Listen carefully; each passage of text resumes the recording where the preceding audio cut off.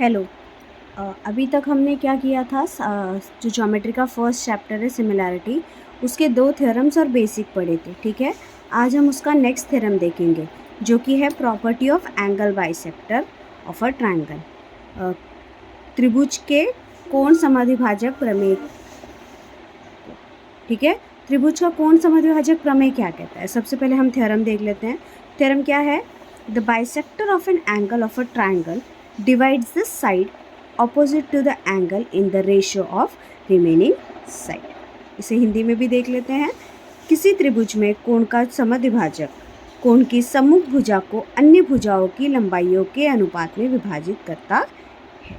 ठीक है, अभी इसके अकॉर्डिंग में पहले डायग्राम देख लेते हैं। देखो डायग्राम में क्या है, ये हमारा बेसिक ट्रायंगल है, triangle A B C. Now अब हम अगर थ्योरम से कनेक्ट करें तो थ्योरम क्या बोलता है? The bisector of an angle of a triangle, किसी भी ट्रायंगल के किसी एक एंगल का बाइसेक्टर, ठीक है, उसके ऑपोजिट साइड को, देखो ये हमारा एंगल है जिसका बाइसेक्टर ये मैंने ड्रॉ किया है। ठीक है, ये इसके ऑपोजिट साइड हमारा क्या है? A B. ठीक है, नाउ इस एंगल का जो बाइसेक्टर है उसके ऑपोजिट साइड ए बी को जब डिवाइड करता है, ठीक है, तो वो उसके सेम रेशो में डिवाइड करता है। मतलब ये रेशो कैसा होगा कि A C upon C B which is equals to A E upon E B. ना ये हमें प्रूव करना है। ठीक है, थ्योरम का काम यही होता है, वो हमें एक क्वेश्चन के फॉर्म में रखा जाता है और जिसे हमें प्रूव करना होता है। बट इसमें गिवन क्या है हमको कि this is the angle bisector. The segment C E, जो सी ई है ये हमारा एक एंगल ए सी बी का बाइसेक्टर है। हिंदी में इसे ट्रांसलेट कर देती हूँ मैं कि जो हमारी रेखा है, रेखा सी ई, ये कोण ए सी बी की क्या है? कोण समद्विभाजक है। ठीक है, अभी हम क्या क्या गिवन है वो देख लेते हैं। गिवन में आपको कुछ नहीं लिखना है, एक सिंपल सा लिखना है कि ये एक ट्रायंगल दिया हुआ है, ट्रायंगल ए बी सी, जिसमें एंगल जो सी ई है, एंगल सी है, उसका एक बाइसेक्टर है जिसका नाम है सी ई। यहाँ पे कोई ई लिखा है मैंने छोटा सा। ओके, तो जो एंगल ए सी बी है, इसमें जो सेगमेंट सी ई है ये एंगल ए सी बी का बाइसेक्टर। नाउ हमें प्रूव क्या करना है? Same angle A E upon E B which is equals to A C upon C. Fine, तो अब हम इसको स्टार्ट करते हैं। नाउ इस सम को स्टार्ट करने से पहले आपको एक कंस्ट्रक्शन करना होगा। ये कंस्ट्रक्शन के बिना ये सम कंप्लीट नहीं कर पाएंगे। अब वो कंस्ट्रक्शन क्या होगा? देखो, कंस्ट्रक्शन करने के लिए सबसे सिंपल आप क्या करोगे कि एक सेगमेंट ऐसा ड्रॉ करोगे कि सी ई के पैरेलल होना चाहिए। सी ई है हमारा, सेम हम ऐसा एक सेगमेंट ड्रॉ करेंगे कि जो सी ई से पैरेलल हो और साथ में बी के थ्रू पास होता हो। तो मैंने एक कंस्ट्रक्शन किया सेगमेंट डी बी का, या बी डी बोलो, जो कि बी के थ्रू पास भी हो रहा है।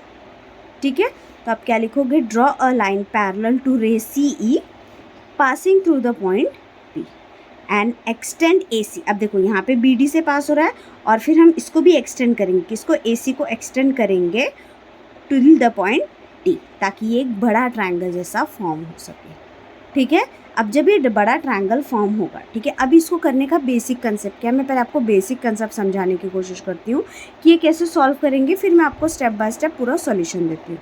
सिंपल है सबसे। अब जब आप इसको पैरेलल बना दोगे, जब आप इसको पैरेलल फॉर्म करोगे, तो यहाँ पे जब दो पैरेलल लाइंस होती हैं, हमने पढ़ा है कि जब भी दो पैरेलल लाइंस होती हैं, ऐसी दो पैरेलल लाइंस होती है और अगर उनका एक ट्रांसवर्सल हो, तिर्यक रेखा हो, ठीक है, तो यहाँ पे जो ऐसे एंगल्स बनते हैं, देखो ये कुछ एफ के फॉर्म में होते हैं हमेशा। ये एफ कैसा भी हो सकता है, ऐसा होगा 7 होगा, उल्टा 7 होगा, कुछ भी होगा। इन किसी भी स्ट्रक्चर में जो एंगल्स फॉर्म होते हैं, ये कौन से एंगल्स होते हैं? हमारे करस्पॉन्डिंग एंगल्स होते हैं। ठीक है, तो मैं यहाँ इस करस्पॉन्डिंग एंगल को ढूंढने की कोशिश करूँ। देखो ये पैरेलल है, ये इनका ट्रांसवर्सल मैं ले रही हूँ, तो यहाँ पे देखो ये एफ जैसा फॉर्म हुआ कुछ, करेक्ट है। तो ये एंगल और ये एंगल हमारा क्या हो जाएगा? करस्पॉन्डिंग हो जाएगा। नेक्स्ट चीज़ क्या लेंगे हम? अब इस एंगल को इसके थ्रू कनेक्ट करने के लिए कोशिश करेंगे।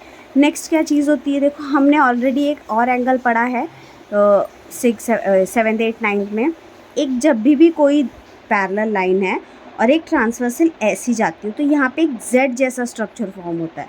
तो जब ये Z जैसा स्ट्रक्चर फॉर्म होगा तो यहाँ पे जो दो एंगल्स बनेंगी, ठीक है, ये जो दो एंगल्स बनेंगी ये दो ऑल्टरनेट एंगल बोली जाती है। तो यहाँ पे मैं इस Z को फॉर्म कर सकती हूँ, देखो हाँ ये मेरा Z फॉर्म हो रहा है, करेक्ट है।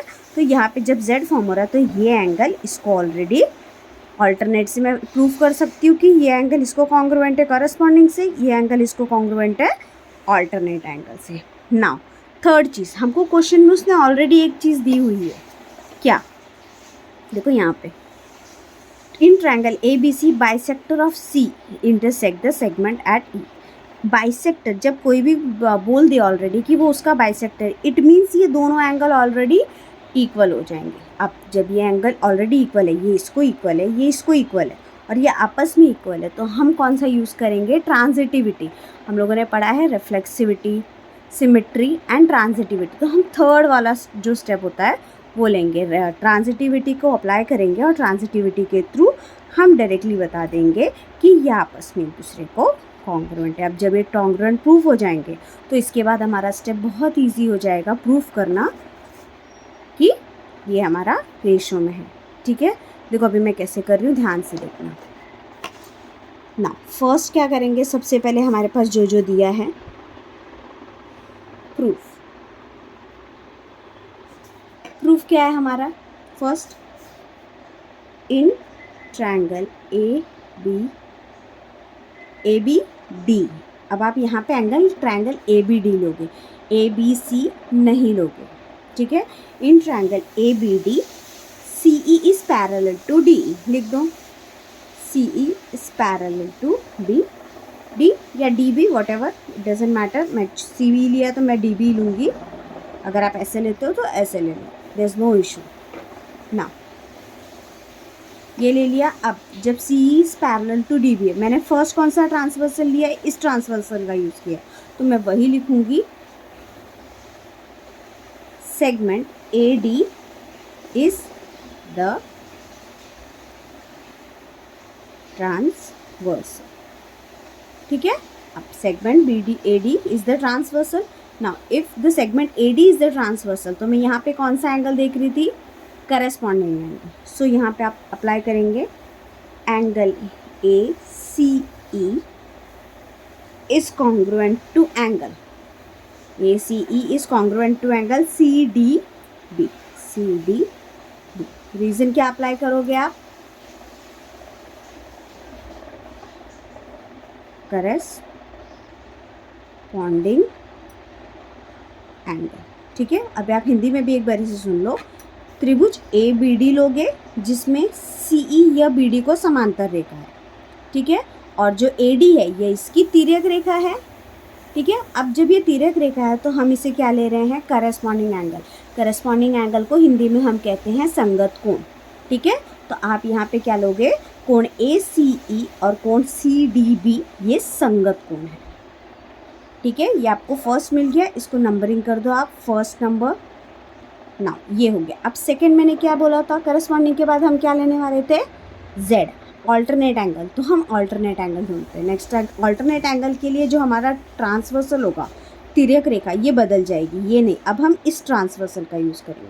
तो सेम अप्लाई करो आप, CE पैरेलल टू DB। अब इसमें ट्रांसवर्सल क्या है, BC, तो BC इज द ट्रांसवर्सल, ठीक है। अब आप BC इज द ट्रांसवर्सल लोगे, मतलब BC यह तिर्यक रेखा है।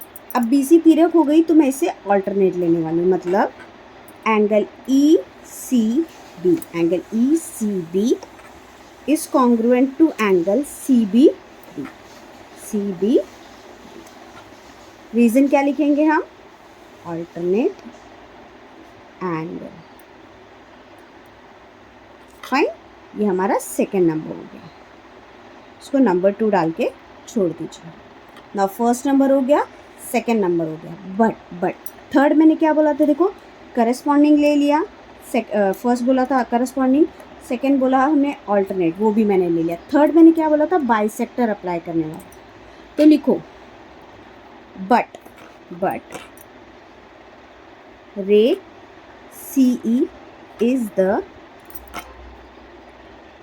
Bisector of angle A C B, ठीक है, is the bisector of A C B. तो जब ये ए सी बी का बाइसेक्टर है तो हम डायरेक्टली इन दो एंगल्स को, मतलब ये एंगल और इस एंगल को कॉन्ग्रुएंट बता सकते हैं। तो आप लिख दीजिए therefore angle A C E is congruent to angle E C B. Fine, क्या रीज़न लिखोगे आप? एंगल बाइसेक्टर, और साथ में नहीं तो सिंपल आप गिवन लिख दो। आपको ये ऑलरेडी गिवन भी है तो इतना झंझट नहीं करना है, आप डायरेक्टली गिवन लिख सकते हैं। ये आपका हो गया थर्ड नंबर। अब हम तीनों को देखो कंपेयर करते हैं। देखिए ए सी ई और ई सी बी ऑलरेडी कॉन्ग्रुएंट है हमारे फर्स्ट में। देखो ए सी ई और यहाँ पे ई सी बी, अगर हम लेफ्ट साइड ऑलरेडी कॉन्ग्रुएंट हो, ठीक है, जो कि थर्ड में है, तो अगर लेफ्ट साइड दोनों ऑलरेडी कॉन्ग्रुएंट होगी तो जो आपका राइट साइड होगा वो इजीली कॉन्ग्रुएंट प्रूफ हो जाता है डायरेक्टली। सो आप डायरेक्टली लिख सकते हो therefore angle C B C D B is congruent to angle C B D. ये सी डी बी है, ये सी डी बी है। क्या लिखोगे? बाय 1 2 एंड 3, ठीक है, बाय 1 2 3। ये हमारा क्या हो गया? प्रूफ हो गया angle C B D is equals to C D B. इसको आप चाहिए तो नंबर 4 डाल दीजिए। ये हमारा नंबर 4 पॉइंट है। यहाँ तक क्लियर है कंसेप्ट? अब हम इसके आगे बढ़ते हैं। ये प्रूफ हो गया। अब हम याद करेंगे कि हमने 9th में एक थ्योरम पढ़ा था, इफ़ अ ट्रायंगल जिसमें अगर कोई भी दो एंगल्स, एक ट्रायंगल है जिसमें कोई भी दो एंगल अगर आपको करस्पॉन्डिंग या कॉन्ग्रुएंट दिए हुए हैं तो उनकी जो अपोजिट साइड होती है वो भी आपस में कॉन्ग्रुएंट हो जाती है। करेक्ट है? तो सेम चीज़ हम इसमें अप्लाई करेंगे। देखो यहाँ पे मुझे ऑलरेडी मिल गया कि angle C D B is equals to C B D, तो angle C D B is equals to C B D. अब ये एंगल ऑलरेडी एक दूसरे को कॉन्ग्रुएंट है, इसका मतलब ये साइड भी एक दूसरे को कॉन्ग्रुएंट हो जाएगी। तो आप लिख दीजिए side C B is congruent to side C D. क्या रीजन लिखोगे? Opposite side of congruent angle. Opposite side of congruent angle बोल के आप इन्हें सिमिलर बता सकते हो ना। अब जब ये मैंने ऑलरेडी इसे प्रूफ कर दिया, ठीक है, ये मेरा काम यहाँ तक का एकदम इजी हो गया, यहाँ तक कोई डाउट नहीं होना चाहिए। अब इसके बाद सबसे सिंपल आते हैं हम कि हमने कंस्ट्रक्शन क्या किया है, ये इसके पैरेलल बनाया है, ठीक है, या आप इसको नंबर 5 डाल दो। अब ये हमने इसको ऑलरेडी कंस्ट्रक्शन में पैरेलल बनाया तो लिख दो in triangle A B D CE is parallel to BD by construction। अब जब ये कंस्ट्रक्शन है कि ये इसके पैरेलल है तो हमने देखो इसी चैप्टर का फर्स्ट थ्योरम पढ़ा था, क्या कि if in a given triangle if 2 lines are parallel, कोई भी एक लाइन उसके थर्ड साइड से अगर पैरेलल हो, करेक्ट है, तो वहाँ पे हम डायरेक्टली बीपीटी अप्लाई करते हैं, समानुपात का मूलभूत प्रमेय, बेसिक प्रोपोर्शनैलिटी थ्योरम। तो आप यहाँ पे कुछ भी नहीं करोगे, डायरेक्टली बेसिक प्रोपोर्शनैलिटी थ्योरम को अप्लाई कर दोगे। तो यहाँ पे लिख देंगे हमारा क्या हो जाएगा, A C upon C D which is equals to A E upon E B. ठीक है, इतना कन्फर्म हुआ। बट नाउ अब हम आते हैं प्रूफ में चेक करने के लिए। हमें प्रूफ क्या करने बोला, ए ई अपॉन ई बी, ए ई अपॉन ई बी दोनों मिला, बट यहाँ पे हमको ए सी अपॉन सी डी है में, जबकि मुझे चाहिए ए सी अपॉन सी बी। तो इसके लिए आप कुछ भी नहीं करोगे, यहाँ पे जाके बाय 5, देखो यहाँ पे हमने सी डी और सी बी को ऑलरेडी कॉन्ग्रुएंट प्रूफ करके रखा है, मतलब यहाँ पे हमारा काम इजी हो गया है। तो आप सी डी की जगह पे डायरेक्टली सी बी अप्लाई कर सकते हो।